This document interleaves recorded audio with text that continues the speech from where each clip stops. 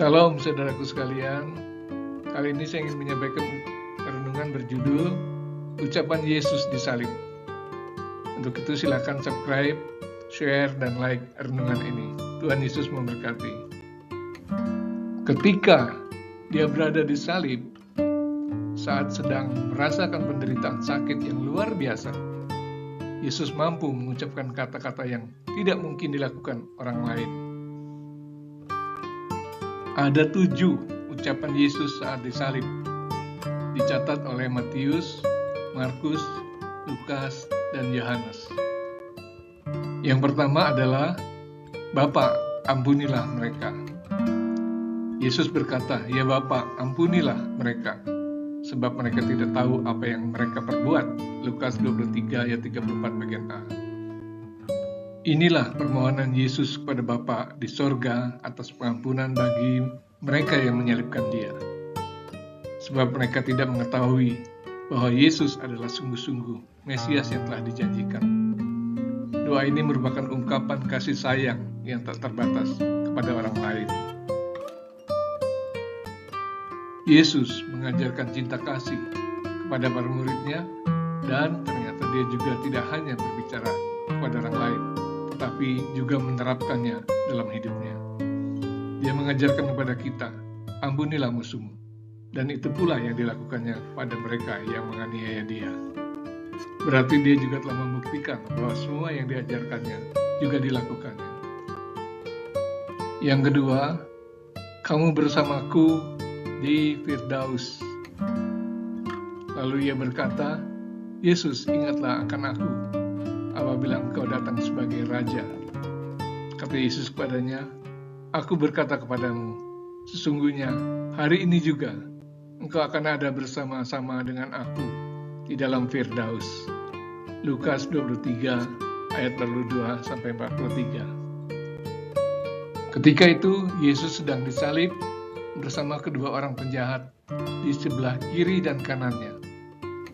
Salah seorang turut juga menghujat dia, namun yang lainnya sama sekali tidak menghujatnya.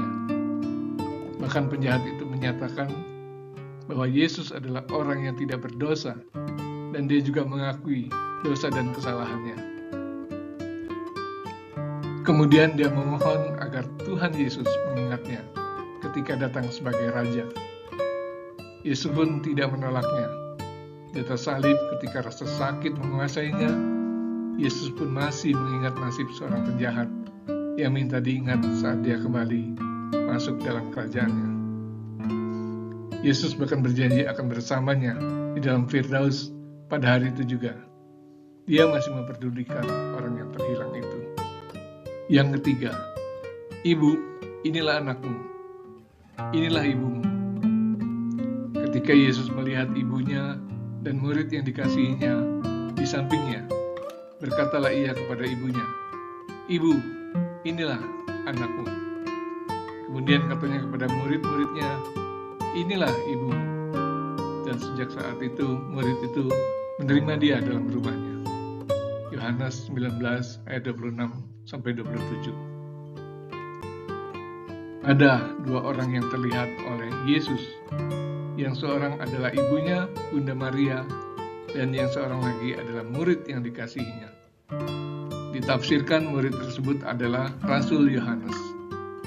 Yesus pun berkata kepada ibunya agar menerima Yohanes sebagai anaknya. Setelah berkata demikian, dia juga berkata kepada muridnya agar juga mau menerima ibunya sebagai ibu mereka. Yesus telah mempersatukan hubungan keluarga antara Bunda Maria, ibunya, dengan para muridnya.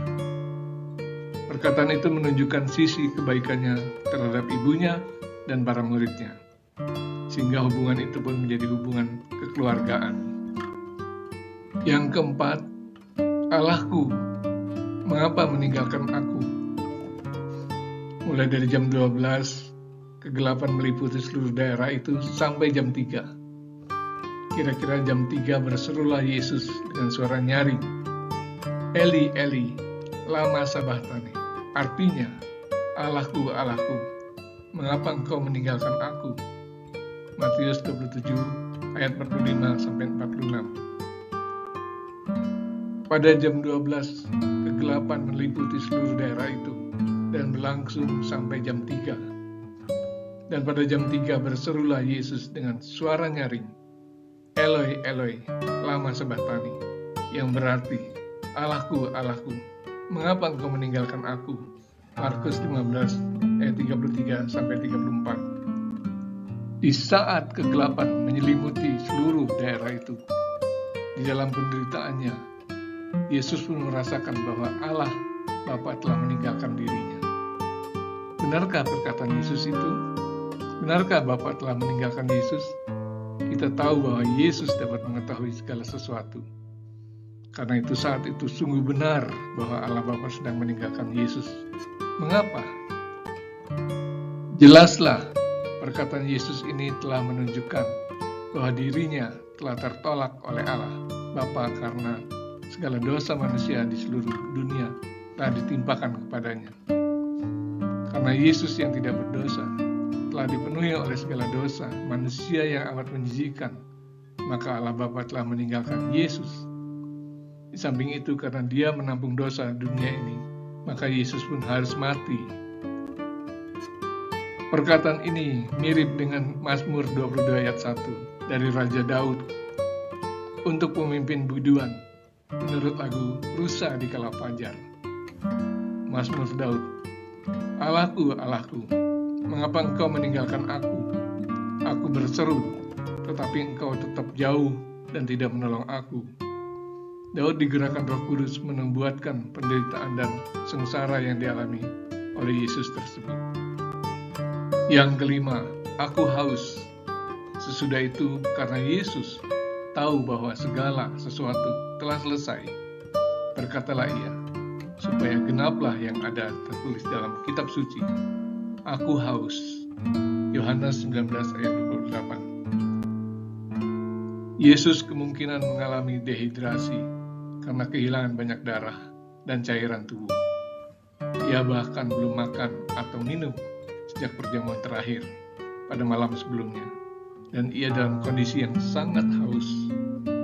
Penulis Injil menuliskan bahwa ada orang yang menawari Yesus anggur asam. Mula-mula Yesus menolak minuman anggur bercampur empedu dan mur yang ditawarkan. Matius 27 ayat 34 dan Markus 15 ayat 23. Tetapi beberapa jam kemudian, Yesus memenuhinya agar terpenuhi nubuatan mesianik. Nubuatan itu adalah, bahkan mereka memberi aku makan racun, dan pada waktu aku haus, mereka memberi aku minum anggur asam. Mazmur 69 ayat 21. Yang keenam, sudah selesai. Sesudah Yesus meminum anggur asam itu, berkatalah ia, sudah selesai. Lalu ia menundukkan kepalanya dan menyerahkan nyawanya. Yohanes 19 ayat 30. Perkataan ini menyatakan bahwa semua tugas mengajar, membuat mujizat, dan semua perbuatan kasih dari Yesus sudah selesai dilakukan. Demikian pula tugas untuk mengabarkan Injil dan menyelamatkan orang berdosa telah selesai dilakukannya. Semua nubuatan Nabi atas dirinya juga telah disempurnakan selama masa hidupnya. Tinggallah nubuatan untuk masa-masa kedatangan Yesus yang kedua kali yang belum selesai. Yang ketujuh, Bapa, kuserahkan nyawaku. Lalu Yesus berseru dengan suara nyaring, ya Bapa, ke dalam tanganmu kuserahkan nyawaku. Dan sesudah berkata demikian, ia menyerahkan nyawanya. Lukas 23 ayat 46. Dengan perkataan ini, Yesus telah rela melepaskan nyawanya ke tangan Bapa. Dia telah mempersembahkan dirinya sebagai korban persembahan tak bercacat bagi kemuliaan Tuhan. Ibrani 9 ayat 14. Pada akhirnya, Yesus menyerahkan nyawanya ke dalam tangan Bapa di sorga yang amat dikasihinya. Dialah korban persembahan yang tidak bercacat guna menebus dosa seluruh manusia yang percaya padanya.